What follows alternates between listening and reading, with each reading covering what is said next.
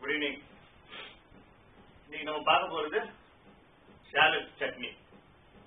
சின்ன வெங்காயத்துல சட்னி பண்ணி இட்லி தோசை தொட்டுன்னு சாப்பிட்டா தேவாமிர்தமா இருக்கும். வழக்கமா வெங்காயம் நம்ம சேர்க்கறது இல்லை, ஆனா மாசத்துல இன்னைக்கு ஒரு நாள் 2 நாள் மாசத்துல இந்த சின்ன வெங்காயம் அவ்வளோ டேஸ்டா இருக்கு.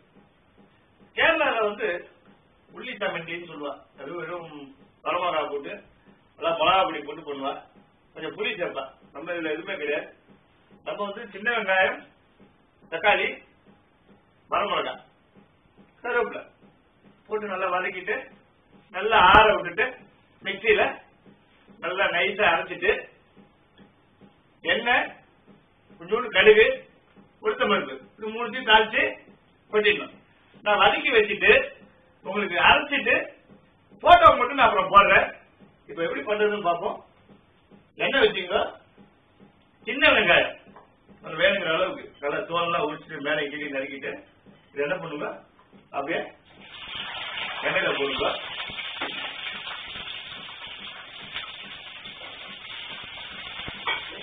எப்போதுமே நீங்க வளர்க்கும் போது இந்த மாதிரி விலங்கு கரண்டி யூஸ் பண்ணுங்க. வெங்காயம் சின்ன வெங்காயம் சீக்கிரமா அந்த உள்ள வெந்துடும்.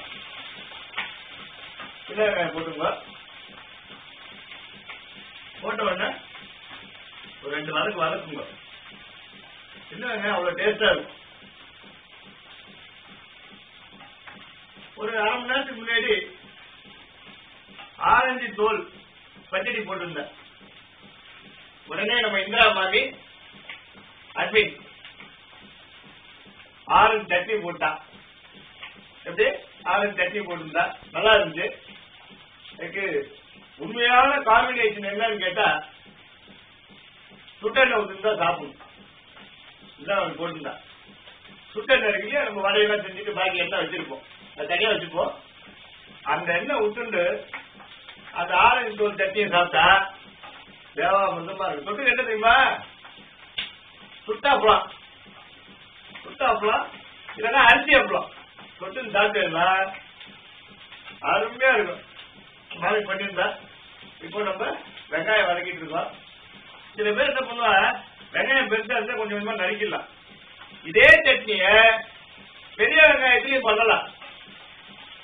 ஆனா சின்ன வெங்காயத்துல வர்ற டேஸ்ட் பெரிய வெங்காயத்துல வராது. அதனாலதான் என்ன பண்ணுவோம், பிரபரப்பள்ளி அந்த காலத்துல அம்மியில வச்சு மைய அரைப்பான். நைஸா வழுமுன்னு, அது தனியான வேலை என்ன தெரியுமா, வழுமுன்னு அரைக்கிறது. என்னது வழுமுன்னு அரைக்கிறது. நல்லா அம்மியில வச்சு அரைச்சேன்னு வச்சுக்கோ, பேத்தி நைஸா வரும். எங்க ஆத்துல எங்க அம்மா தான் என்ன பண்ணுவா, இந்த பூண்டு இருக்கு இல்லையா, பூண்டு சட்னி, கார சட்னி, வெறும் பூண்டு, வரமிளகா, உப்பு, பச்சையா அப்படியே வச்சு அம்மியில வழுமுன்னு அரைச்சு நிறைய நல்லெண்ணெயில கழுவி தாளிச்சு வைப்பான். அது தோசைக்கு அவ்வளவு டேஸ்டா இருக்கும். அது ஆந்திரா டிபிக்கல் ஸ்டைல். அது கார சட்னி.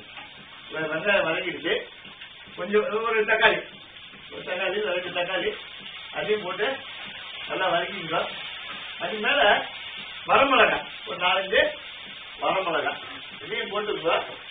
நல்லா வதங்கினதுக்கு அப்புறம் ஆற விட்டுட்டு நல்லா ஆற வச்சுட்டு அதுக்கப்புறம் மிக்சியில நல்லா மைய வழமூணு அதுலயே சொல்றதுதான் நல்லா நைஸா அரைச்சுட்டு எண்ணெய் கொஞ்சம் எண்ணெய் தாராளமா வச்சு கடுகு, உளுத்தம்பருப்பு நல்லா தாளிச்சு அதை கொட்டிட்டு நல்லா இட்லி ஜோசியோட சாப்பிட்டு வச்சுக்கணும்.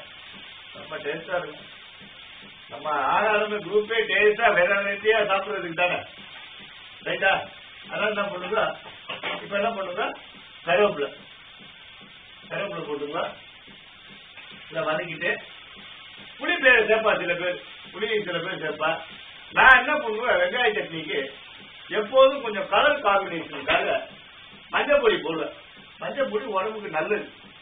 இந்த வெங்காய சட்னியில ஒரு 1/2 டீஸ்பூன் ஆன்டிசெப்டிக் இது போடுறது. சில பேர் வரமிளகாக்கு பதிலாக மிளகா பொடி போடுவேன். எல்லாம் ஒண்ணுதான். ஆனா வரமிளகா அவ்வளவு டேஸ்டா இருக்கும் பொடியை விட. ஏன்னா அப்பயே அரைக்கிறது கிரைண்டு. பாருங்க நல்லா ஆயிடுச்சு. இது என்ன பண்ணுங்க, அடுப்பை சுவிட்ச் ஆஃப் பண்ணிட்டு நல்லா ஆற விட்டுருங்க. வதக்குனது காட்டுறேன். நல்லா இங்க பாருங்க கேமரா பாத்துங்க. இந்த மாதிரி நல்லா வதக்கிருக்கோம். வதங்கினதுக்கு அப்புறம் இதை ஆற வச்சுட்டு மிக்சியில நல்லா அரைச்சிட்டு கடுகு எல்லாம் போடணும். கடைசியில் என்ன பண்ணுங்க, மறக்காம தேவையான உப்பு போட்டுட்டு நல்லா ஆறினோடனே வதக்கிட்டு சட்னி அரைச்சிட்டு நல்லா திவ்யமா சாப்பிடுங்க. இன்னொரு ப்ரோக்ராம்ல வேற ஒரு ரெசிபியோட சந்திக்கிறேன். அது வரைக்கும் பப்பாய் குடி விடைபெறுவது சாமிநாத சர்மா. பாய்.